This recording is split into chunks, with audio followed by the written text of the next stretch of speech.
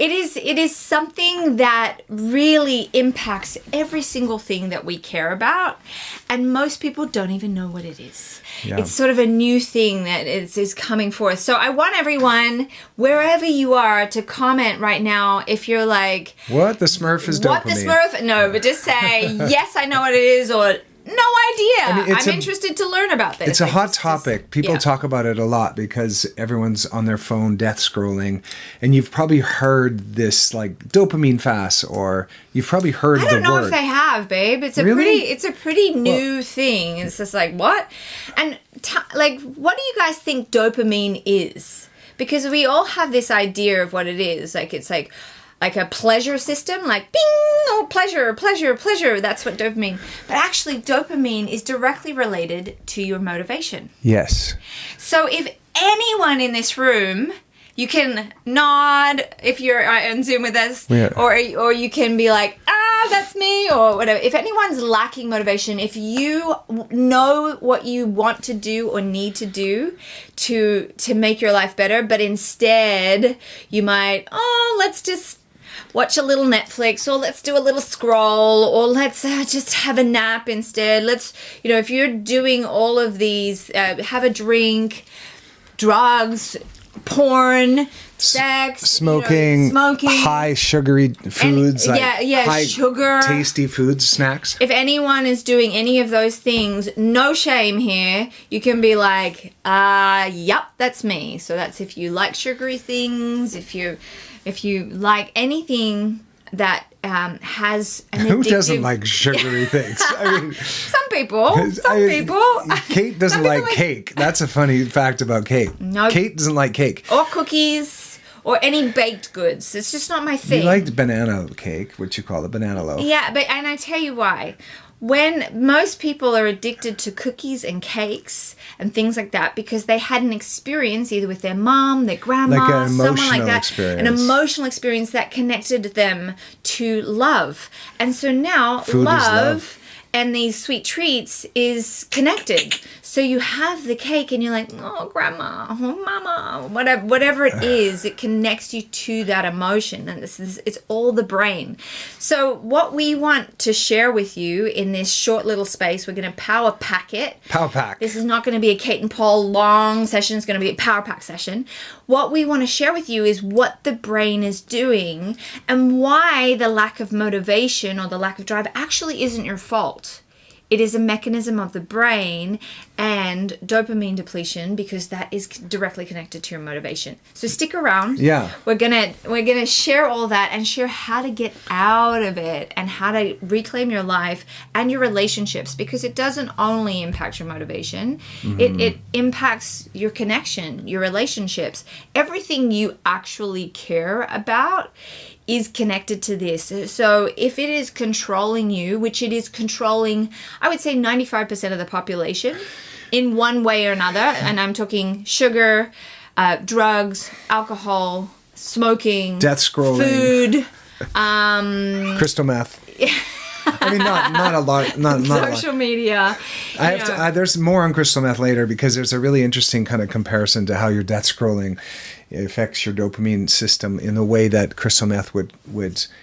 Should I share that now or after? No, after. Okay, after. This is exciting. No, I got this other thing about like a tiger out looking for water. I got a whole thing about that. Okay, we're gonna wait. We're gonna wait. Oh, we need the tiger looking for water. Yeah. Okay, so does anyone like, okay, I kind of understand what you're talking about now. This makes a little bit of sense. Your dopamine is directly, basically what happens is if you are anticipating something that is exciting. So like you anticipate your morning coffee, you anticipate meeting a new person you're dating, you anticipate something exciting that will bring you motivation, and it raises your dopamine levels. Even the anticipation can raise it pretty much as high as the actual dopamine Well, hit. It's more so, it's not, people think dopamine's a reward for when you get the thing, but dopamine's released in in the pursuit of the thing. So the pursuit of sex, the pursuit of food, like our animals, or if our ancestors were in a cave and they were running out of food and running out of water, they would need the motivation to go find it. And that is the dopamine system that gets you amped up to go finding the food and the water or the sex or whatever you're looking for. It's not, people think when they get it, they get this rush of dopamine, but you actually get it to them, be motivated to go get the thing. Yeah. That's what blew my mind. I didn't understand your dopaminergic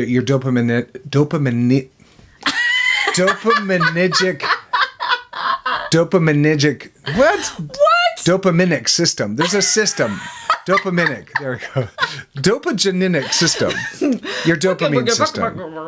I thought that you would get it at the reward, but you get it to get the thing. Do you know the only thing that doesn't... So nearly every single thing that we anticipate that we want, something like that we want, it raises just as much in the wanting as the receiving, except for cocaine and amphetamines. Is that right? Because that opens up within 10 seconds, apparently. So I've just been learning all this stuff. It opens up like 1,000%, or it's so 1,000 times. And that's why those drugs are so addictive, because the minute, and here's the key point with all of this, the minute you get your dopamine hit, so you're anticipating dopamine's rising, you're trying to get to it, you get your morning cup of joe, rush, caffeine, all of that stuff happens, and then automatically what has to happen is a dopamine drop, because we can't stay at those levels.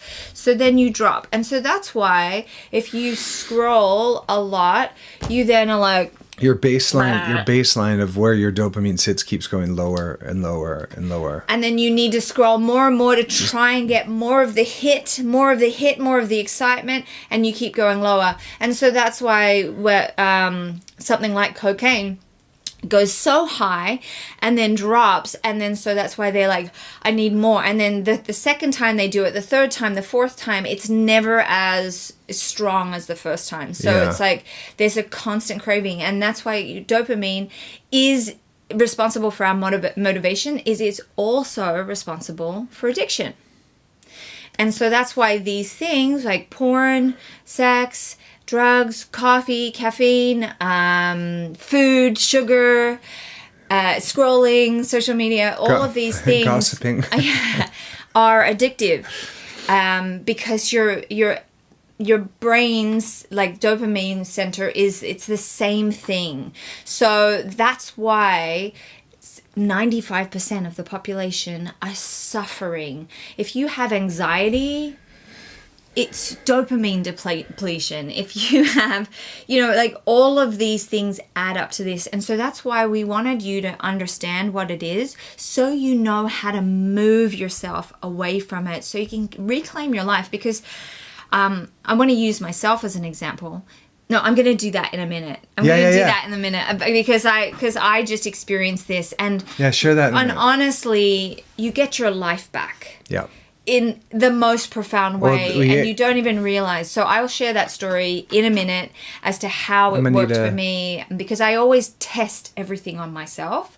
We don't ever put anything out to clients unless and our people, unless we've tested on ourselves. Pearl and I have, and I learned this from this guy. This guy's a human guinea pig for all things body. He figures out how to hack systems so that he can have the most amount of joy while getting the results that he wants. Least amount of effort with the most amount of results. I think that's more what she's trying to say. And enjoy it. I have to enjoy whatever I'm doing, for sure. Yeah. For sure. And and funnily enough, part of the way out of dopamine depletion is doing hard things. So that's a whole nother sidetrack. I mean, we will get back to that. But I think I make hard things look easy. Yeah, you choose to enjoy hard things because you like the results. Yeah. Yeah. And it's a gift to be able to work out hard or do pull-ups or lift heavy. I feel like it's such a privilege to be able to exercise, and we look at it as a punishment. But one day you'll look back at your body and be like, I can't believe I used to be able to do that. So when it's these are the good old days, especially when it comes to using our physical bodies. Yeah. Yeah. Yep. Yeah. And so modern day living is engineered for spikes. Spikes in cortisol, spikes in needing dopamine, and then dopamine depletion. And so we're constantly riding this crazy roller coaster. And no wonder everyone's full of anxiety or depression or all of these things, is because your dopamine you haven't figured out how to raise your baseline. Yeah. And avoid, look at everyone with their phones now. You go to a restaurant, two people that should be having a beautiful meal together and connecting, they're both sitting there scrolling. People can't sit on a bus and look out the window anymore, or a train. Everyone's scrolling, or in their phones, or in work mode, or whatever they're doing.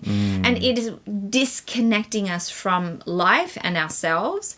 And so is all the other things. Alcohol, all of Netflix, TV, all of these things are disconnecting, and we're wondering why we're suffering, why we feel anxious, why we feel depressed and things like this. So this is part of it. And so we're going to share with you how to get out of that. And guess what? The best thing is anyone can do it.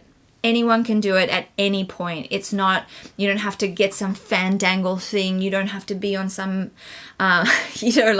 massive protocol. It's pretty simple, as long as you have the desire to want your life back, to want deeper connection with your loved ones and your family members. If you want what matters to you back, you want to have a sense of purpose and a pride back. If you want that, it's easy. To actually get joy from, live like you're alive in a sense, and really enjoy your way through. You do have to raise your baseline of dopamine, and most people are depleted from how much they spend. A lot of it is death scrolling. This morning I was going into Gold's Gym just because they have heavier weights there than we have at home, and I was looking down at my phone.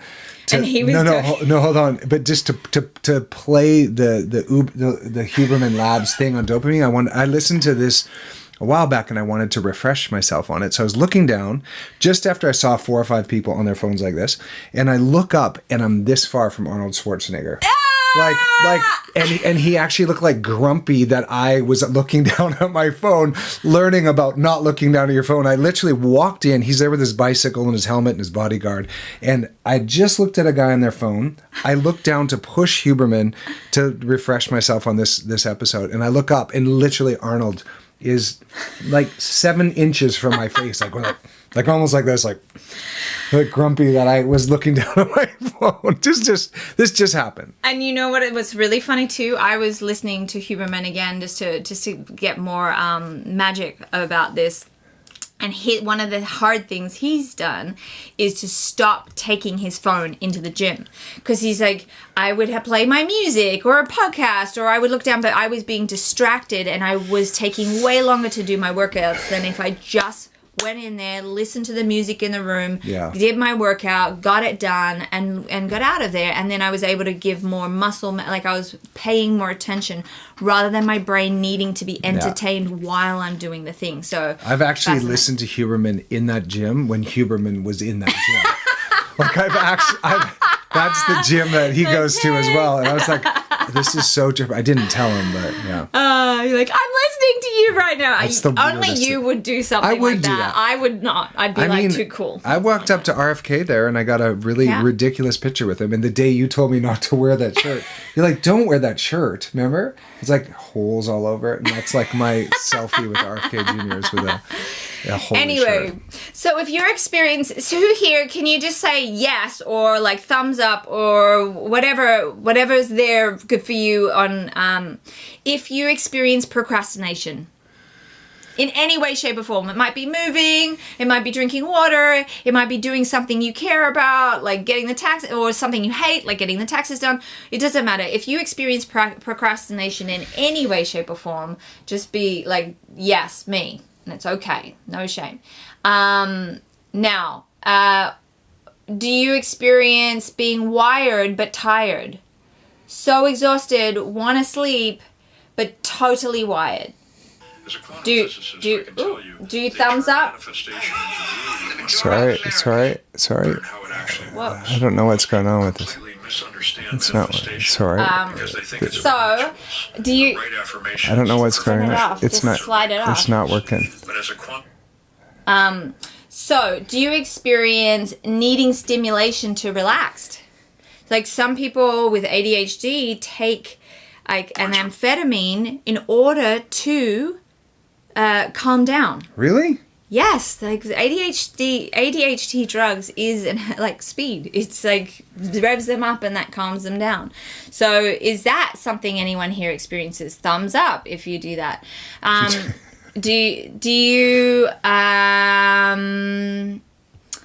Do you experience anxiety without clarity? Like you don't know why you feel anxious. You know, sometimes we're anxious because we're anticipating something or we're excited about something, and it's, you know, sometimes it's just excitement shifted into a little bit of fear.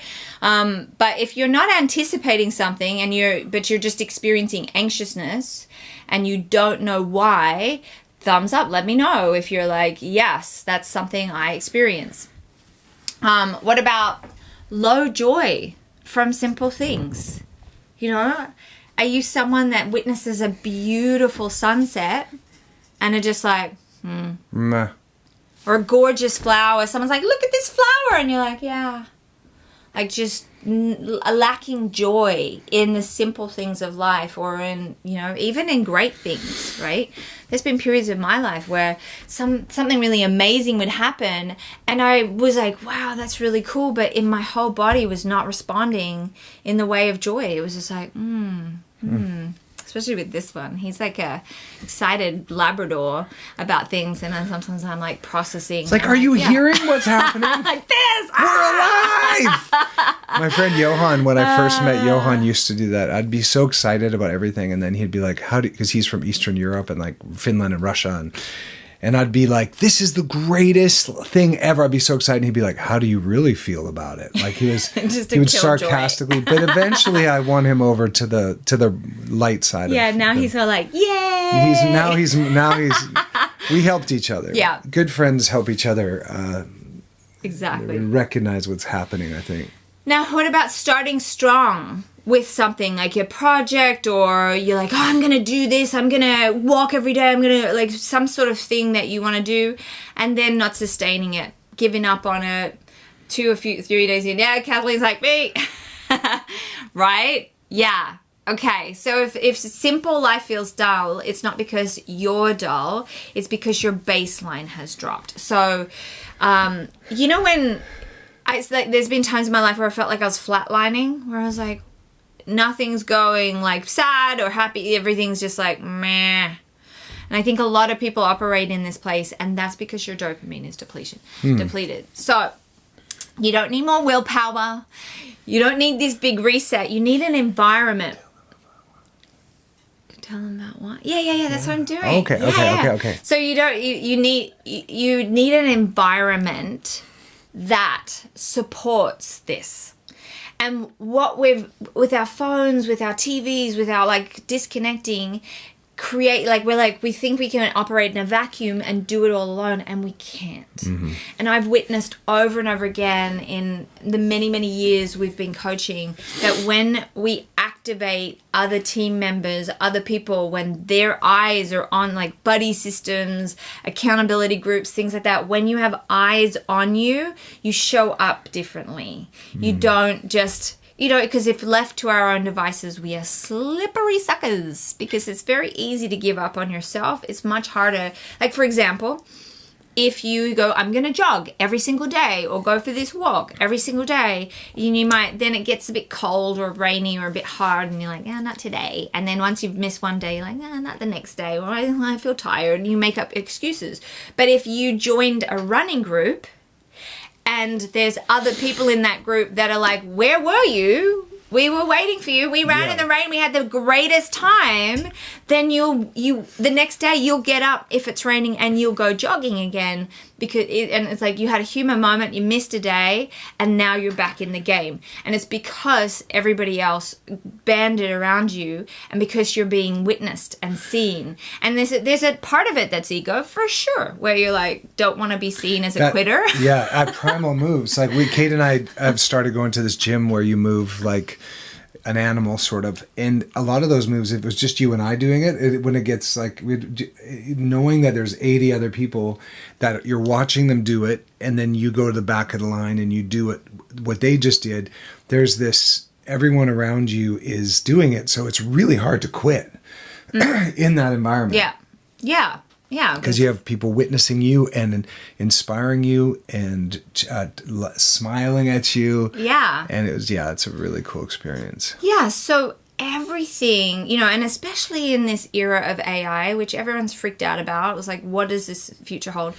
The only way we can beat AI is by banding together as humans, is coming together and witnessing each other. And with COVID, everything, they want us separated. Yeah. The powers that be, because then you can be fearful, then you can be controlled. When we're fearful, we get disease, then they can medicate you. That's not what we want. We want a banding together, a bringing together of our resources so that we become stronger, more powerful, healthier, not needing the system to keep us scared and sick. We want to be powerful, strong, and in the rhythm of human life, which is what makes us incredible. Like, the body is exceptional. We just need to get out of the way of all of the modern interferences so that it can get back to its natural rhythms and heal rapidly and naturally. And that is what we've been committed to from day one, but we just didn't know how to bring it all in. And programs are, they're not done per se, but how many here have a million programs that they haven't finished? Courses in their computer, that was something they really care about, but they haven't finished it. They didn't go all the way through. And the reason is that you need the human aspect of that to see it through. And so that's why we created a program called, a community called Origin. And it's coming from, I've got people over here that are already in, like our founders that are in Zoom. So if you're like, I want to be a founder, I want to go in, comment Origin right now, and we can bring you across into the Zoom because we're going to do a live Q&A with these guys right after. But Origin is about getting your body into the natural rhythms of what it is to be human and what it is to be powerful. And we created it around this cute philosophy that we kind of coined called caveman philosophy, because cavemen, guess what they were? Superhumans. And they didn't have every peptide or we are a part of this. We the sickness industry makes you confused and scared, but the wellness industry also is doing that, and we're a part of that. We want to own that and say we're sorry. We get so excited about health and all the new things that we have poured it into all of our people sometimes when they weren't ready for those levels of things. Well, no amount of supplements or protocols or peptides or things are going to actually work unless you have the foundations of your house solid. Yeah. And that's what Origin has in it, is like the very foundations, giving you a system that you can actually show up repeatedly and build the foundation of your life in a way. Then when you do supplements and you do these protocols, they'll actually work because you have the foundation. Yeah. There. It's like building your house on like shifting sand. Is like you can build and build and build as much as you want, but it's going to collapse. Whereas if you go and you get solid rock and then you build the foundation, you can build up as tall as you want. It doesn't matter. Your house isn't going to fall. And so that's really what we've seen. And we've seen, we've been in this game a very long time, like best part of a decade. And we've noticed when people choose simple rhythms that they stick with, even if it's just one specific thing, they get massive results. Yeah. But the problem is, how do you stay? How do you stay motivated? How do you stay with that one thing? And the antidote and the answer to that is being witnessed, being seen, heard, and loved. And so we're like, okay, let's create a community where everyone is seen, heard, and loved. No one, and it's not about how glorious you are, how amazing you are, that comes, but it's about how you show up, how you support others, how you look to be greatness for others, and so that's what this is built on, and it's built on the rhythms of human life. And the 5 rhythms is movement, nutrition, water, sleep, and community. And so those things is like every month we cycle into a new arena, and you can choose which action you're taking within that. And by the end of this, by a year, you will be in natural rhythms that make your body heal. Without stress, without pressure, without diet culture, without all of these things. Because cavemen didn't have any of that, yet they could lift things that were much heavier than their own body weight. They could run for miles. They could walk for miles. They did all these things without all the fluff. And we're going to, help you find ways to reconnect to your roots, reconnect to nature, reconnect to the rhythms of how bodies thrive in the most simple way that just is step by step. Yeah, and creating a structure for you to do that. Yes. That's not like showing up for a call or anything. It's actually inside of a really amazing, powerful system that you can show up, you get rewarded for showing up, you inspire others, you're inspired by others, and it's an ecosystem, like a tribe. And it's just about doing one little thing every day. It's not like long calls or long, there's nothing that, like, every busy person could do this. It's not about, I'm too overwhelmed. It's like, if you're overwhelmed, this is what you should be doing. If you're overwhelmed, write Origin right now. Like, just put Origin in. If you're like, I want to know more, I want to understand this, put Origin in. And if you're someone that's like, this sounds like me, I'm anxious without knowing, I'm procrastinating, I'm doing this, don't wait. Like, we have a founders members offer right now, which I think we're running low on. I think when you log in, you'll see this. There's only a few left. So get into the founders and just commit to a rhythm of your life, because it's less than 80 cents a day. It's like ridiculous. It's $170 cheaper than what it will be. So if you don't want to miss that, you want to get in, do Origin. And then now what we want to do is... So you can DM us or comment. Whatever you're watching, if it lets you, if you can comment, and you'll get a link. But if not, just DM us on one of these platforms and you'll get an automated message to click on a link to get in to see more. And the prequel to coming into Origin is a full dopamine depletion detox. So that's why we're talking about this, because it's something that people don't know about, but literally dictates everything that you care about and will dictate your level of success in life. And so it's so easily overlooked that I have no discipline, I've got terrible willpower, I can't do this, I can't do that. It's not that. It's basically you're dopamine depleted. And so we have that dopamine depletion detox in there. It's, again, something simple every single person can do. And this doesn't matter if you're a porn addict, if you are a sugar addict, if you are a scrolling addict, a TV addict, and I'm not talking about someone that just permanently, like, an addict is someone that continuously thinks about or needs to go back to this thing. And that is you craving that dopamine hit of whatever that thing is that you get, that you need. And it could be like when you first meet someone and there's an experience of love, you want them to text you all day long because it's like dopamine hit, and so it's like, it can be positive things, not just negative things, but when overdone, it becomes an addiction. It becomes a problem that's going to rob you of other things you care about in your life. And so we want to we want to share with you a little bit more so that you have some tools to actually navigate this and move into this. So should I tell you my story, or should you tell the tiger story? Well, I shared a bit of the tiger story. Okay. You share yours. The tiger is just what we understand about the how dopamine works. It's there to motivate you to get the thing.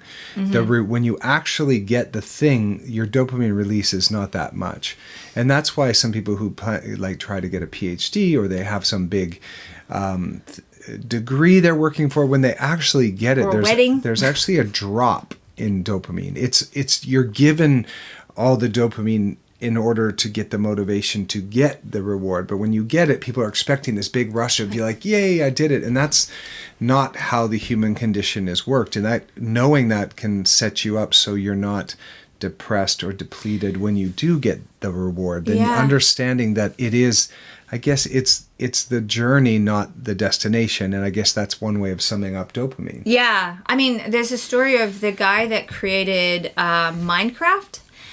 And that was one of the most, such a successful game, and it was clean and not, kid friendly.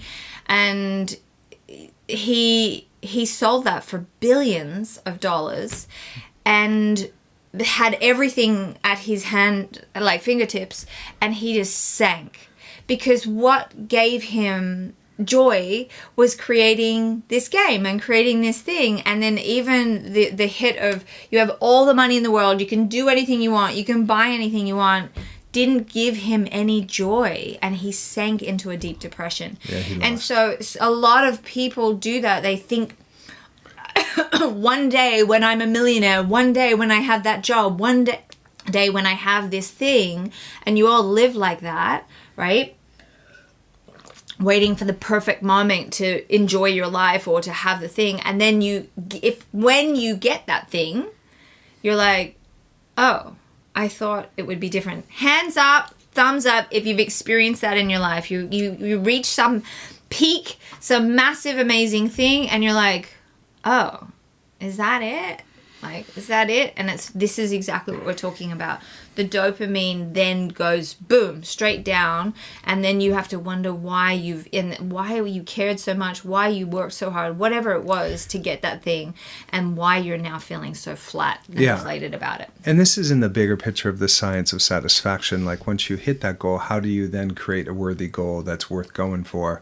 And how you get to be who you get to become in pursuit of that thing is the actual thing. And the dopamine's released along when you wake up in the morning to motivate you towards that thing. But it's a lot of folks feel like the goal is the actual destination when it isn't. It's who you get to become. So choosing your goals and choosing these things you're going after could be really crafted around who you get to become in order to get that thing, rather than getting that thing. Because you'll get it, and you will, even if it's the fanciest car ever, you want a Lamborghini and you saved up for it and you worked for it for 30 years and you get it, like, you will be bummed. You might enjoy it for a few weeks, and then someone will scratch it, and then you'll get the rim will get scuffed, or your wife will scuff your rim on a curb. And then before you know it, you'll be like, is this it? Yeah. And what you're saying is identity. So if you get the Lamborghini, but your identity doesn't meet that, like you feel like an imposter in it, or you try and put on an identity like, oh, now I must get some young model to match my Lamborghini. And then you're like, why does she not fulfill anything? Whatever it is, if you feel like an imposter with it, your identity hasn't moved with what you're creating. And Origin is really about creating the identity of someone that health is their baseline, that motivation is, like, they know how to shift from depletion to motivation with ease, with grace. And one of the ways is to do something hard. But anyway, let me tell my story. We can circle back to this in a second. So Paul and I we were discussing this morning. We somehow are two people that don't get addicted to anything. We just, anything that has addictive qualities, we can do, and then we can be just like, for example, we loved a glass of wine with dinner. We found we were like, hang on, this is creeping in a little too much. And we're like, okay, let's just stop. And we stopped for 4 months, didn't touch anything. Whenever we decide, okay, that's enough, we can easily stop something with no hardship with it. So we have very healthy systems in terms of addiction. Now, some people are genetically predisposed to addiction, and it can be passed through. So I just want you to be aware that clearly our genealogy isn't so much for that. I haven't ever noticed my mother or anyone like that having addictive qualities, but we also know with epigenetics you can turn off or on genes. So we don't want to rest on that. If you're like, oh, my dad was an addict, that doesn't mean you're going to be an addict. So just epigenetics is an amazing thing. It's a whole nother story. And we're trying to keep things simple here. But what I want you to know is we were talking about this, and it's how rare it is to be in a relationship with someone else that doesn't have that. Just a lot of vices or yeah. Get hooked on things, and then your life reduces the quality of your life real quickly. Yeah. So we're like, how lucky are we? And for me, one thing that was starting to really impact my life and our life is I got, it's an automatic recurring type habit to social media. And it would be like any time I needed to think about something hard or get something or, and then it just became an automatic response. If I would open my phone to send an email, do a text, something like that, I would automatically switch over and do a quick scroll on Instagram. So that I, and it was just a habit. And even if I only did it for 30 seconds, 5 minutes, sometimes an hour, it was then robbing me of what I was doing, where my motivation was. It was completely depleting me. It was hijacking. Hijacking everything. And not only that, for me, when I'm with my child, I like, especially in the hard moments, the reason I've never struggled with parenthood is because I always think about, if we're having a really hard moment, I project myself out to being 60 or 80. And if I was that age and I could come back to this moment, what would I give to be in that moment? Doesn't matter how big a tantrum or whatever he's going through. Who would I be if I got to, like, in the future, visit this moment just for that time? And so it changes how I respond to the moment. I'm not like frustrated or like lashing out. I'm like, oh, I would do anything in my 60s to be with my little guy, no matter what mood he's in or what he's going through. And so how would I respond? So I'm really great at that, but I look at every moment like it's that precious. And so I noticed, I'd be going and doing something, we'd be together, and I'd go and make him something in the kitchen, and if I'd automatically like press that, then sometimes 5 minutes or 6 minutes could pass before I woke up to myself again. And that was 6 minutes I just lost with connection of my child. And I see it in parks. I see, parents, their child's playing and they're just this, like not looking up. And then the child then goes, okay, this device is more important than me. They're not watching me play. They're not doing stuff. I don't do things like that, but I was noticing. And then our connection was faltering because I was not in my body. I was not present. I was dopamine depletion because I kept being distracted. My creativity, gone. My overwhelm, present. I couldn't move anything forward. It was like it was really making me suffer. And I had all the things on my phone saying, you spent this time to switch off, and that would work to a degree, but you could always override it. It was automatic. And so I found a way. I was like, enough. And I had an app to try and stop it. It didn't work. And so I found out on ChatGPT how to literally block it from my phone. And I did that, and what it gave me back was astronomical. Like not being able, and I can't even look at a website, it's like, can be annoying at times. You can override it, but it's quite annoying. And so my phone became something that wasn't necessary. I did my work on my computer and my phone just was like whatever.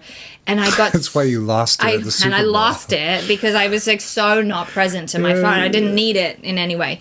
But what it gave me was insanity. How much it was robbing me, I wasn't present to until after I then started experiencing, and the way our connection has grown and been much better since. The way I show up as a parent, even though it was excellent, is much better because I'm fully present. I'm not thinking about this thing I just saw. I'm wanting to Google or understand the story because there was only a part of the story or whatever. My mind wasn't placed in things that didn't matter.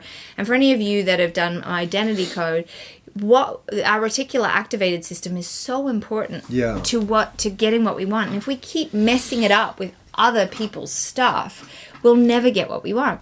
And so that was my addiction, which I then did set this all up. And now I lost my phone because I didn't care about it.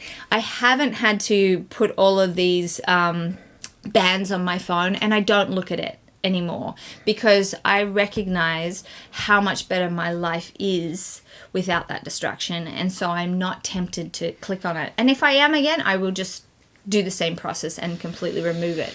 So removing the thing, and so they talk about having 30 days of removal of a thing, whether it's, porn, or, obviously you can't not eat, but you can not eat sugar by removing all aspects of sugar from the house. So there's no temptation. You literally can't.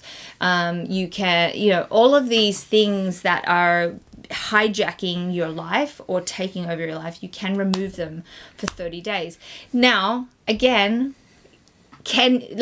it might be really hard because for us, we don't have that addictive quality, but for someone else, it might be really painful. And so the only way you're going to navigate that and stay to it is if you have other people witnessing you. You have a tribe that cares about you having the best life of your life all the time, and health and vitality as a baseline. Yeah. And showing up for others, showing up, not just showing up and being responsible for someone else getting their life, in a sense. That's a really powerful motivator, is when you show up for others. Yeah. And so other ways to restore your dopamine.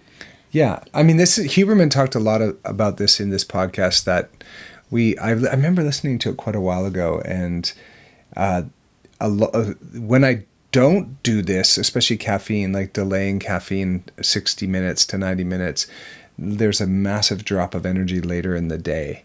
There's some of these things that if you just delay it, like if you delay the thing that you normally would just easily grab, if just the practice of delaying it, you're almost like raising your baseline of dopamine. And I think one of the reasons you and I aren't addicted to a lot of things is our dopamine system isn't hijacked. We're not at a deficit. Like, our baseline's pretty high of like feel good.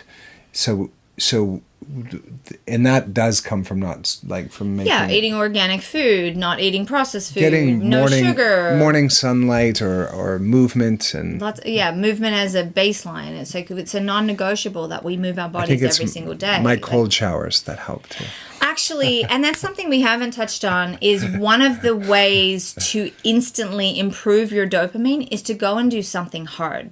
Yeah. And that can be just going and having a cold shower for a minute, because then you're like, woo, that was hard. Something you don't want to do. I'm going to do my taxes on time. I'm going to sit down and just get it done until it's done. You don't want to do it, but once it's done, it's going to raise your dopamine level.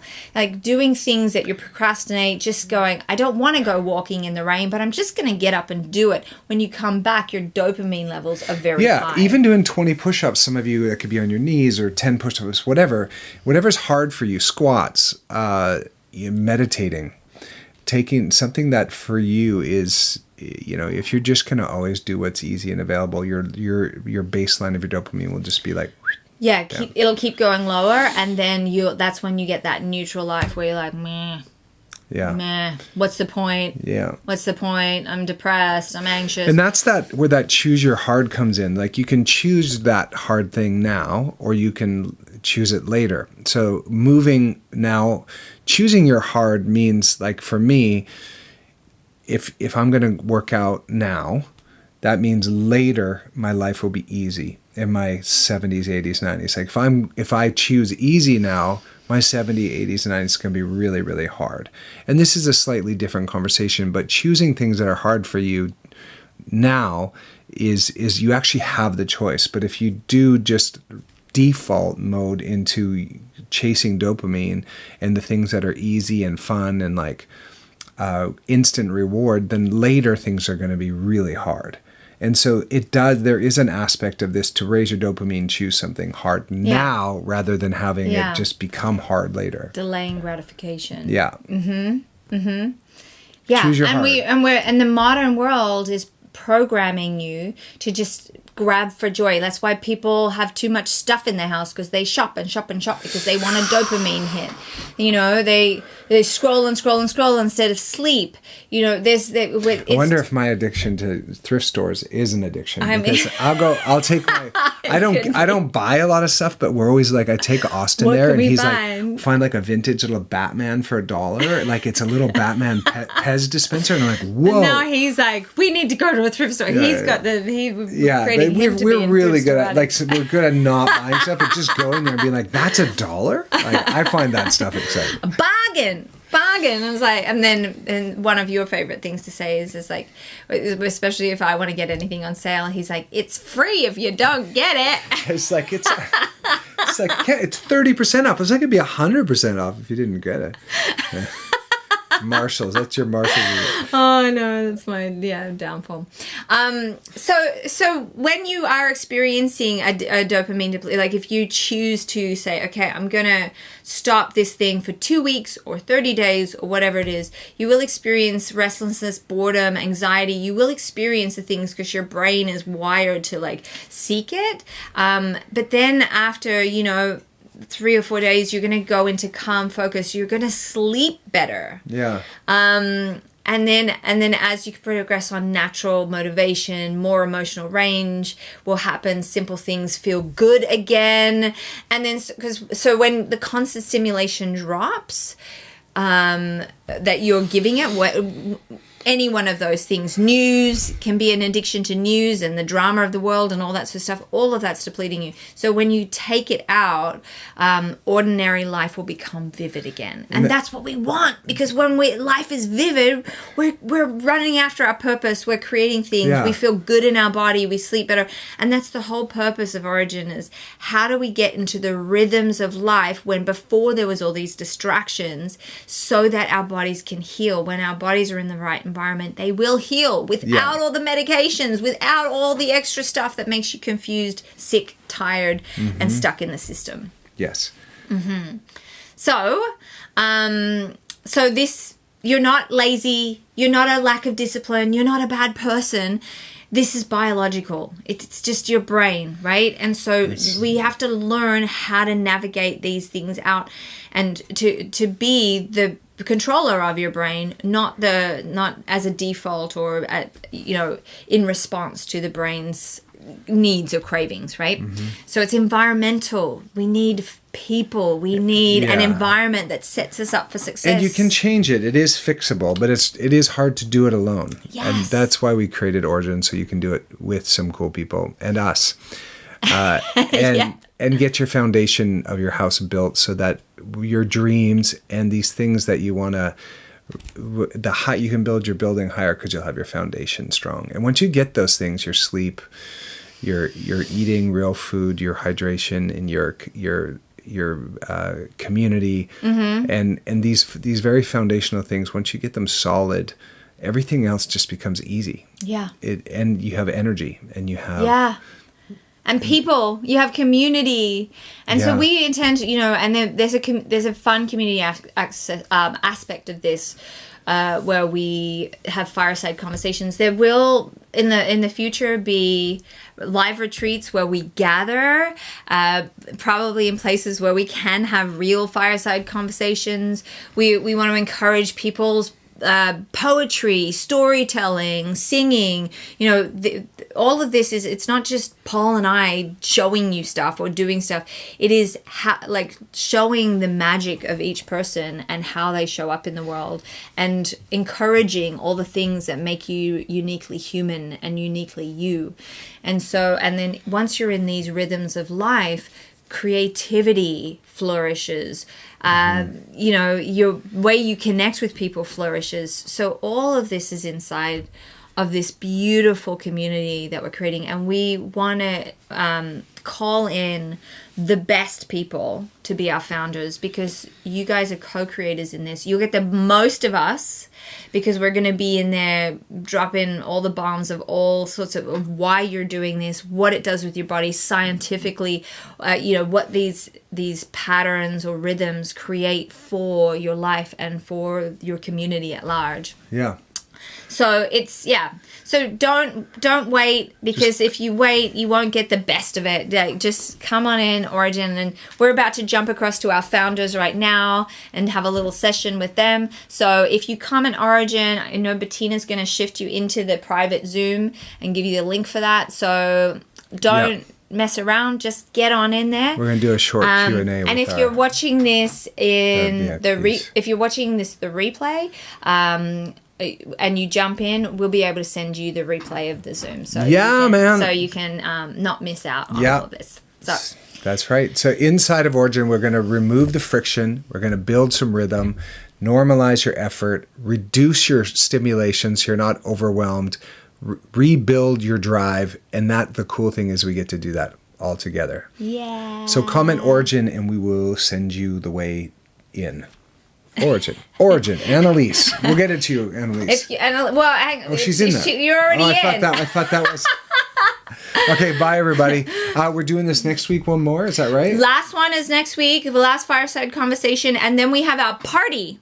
Our Origin opening party. Boots and pants. And so that's gonna so you want to be in so that you can be on the private Zoom next week and then part of the party. Don't do it alone, man. Life is meant to be, we're all better together. Life is meant to be shared. So and if you comment and the automation doesn't work, just DM and it should work there. Otherwise there's the links in the bios, or go to freedom-alchemist.com. Okay. And when you do Origin, then you're going to get all the information about what it's all about. So just comment, suss it out, but don't delay. Don't wait until some perfect time or some perfect day. This is the thing that will get you to everything that you want. It is a vehicle of community and commitment. So, Okay. Love you. Bye. Y'all. Bye. Bye. All right. Hi, guys. Let me end the stream on 16 channels. So here.